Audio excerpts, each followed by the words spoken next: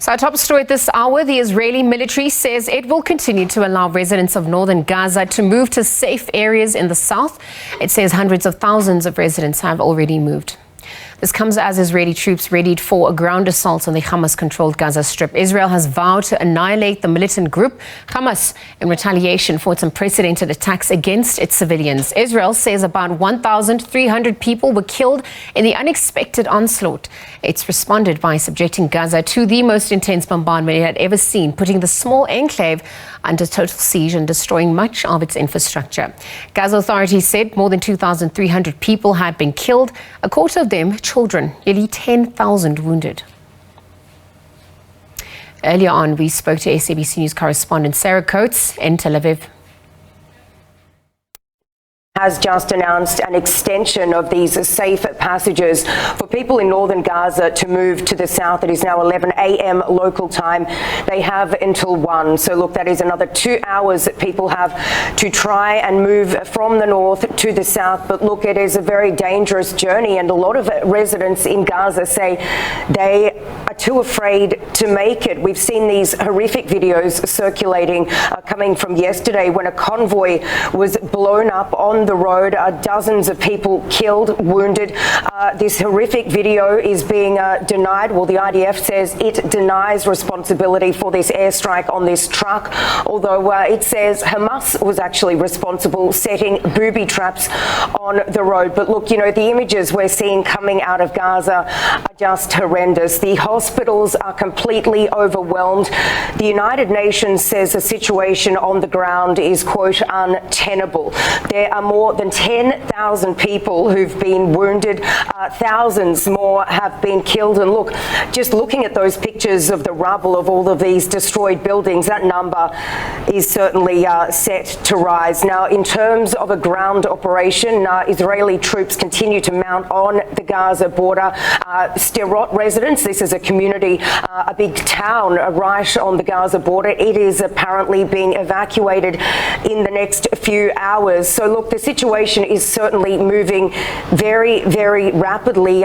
People on the ground are really awaiting this expected ground offensive. The Prime Minister Benjamin Netanyahu, he's visited troops down on the border, saying that this will be a large operation, saying the next stage is coming very soon, adding that it will be from the ground, from the sea and from the sky. So look, really the tension here, it's everyone's on a knife's edge waiting for this next move to be made by the IDF. Israel says it is not targeting civilians. It says this is why it's giving these increased timeframes for people to safely evacuate. Israel says it is targeting Hamas, which it says hides behind its civilians, using them as human shields. The IDF came out a little while ago to say its main objective in Gaza is not to hurt the people there.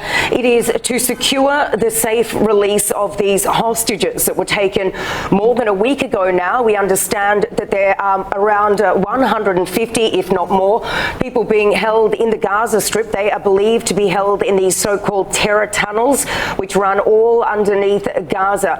Now, the IDF says in order to do that, a large-scale military campaign must take place, but it says, you know, these civilians must go to the south to ensure their safety. But look, we are seeing still airstrikes happening down in the south, and in reality, these people have nowhere to go. They cannot leave the Gaza Strip. The Rafah crossing, which was open reportedly yesterday for foreigners to leave, for US citizens also, has reportedly remained shut. So there are people amassing down in the south waiting to get out, and at the same time, no humanitarian aid is getting in. So Israel is apparently working right now with the United States, with Egypt, to try and facilitate some sort of a humanitarian corridor, given that power has run out, petrol has basically run out, food also, and people barely have any water. These hospitals are having to basically prioritize people with their treatment, saying that if aid aid doesn't get into the Strip very, very soon,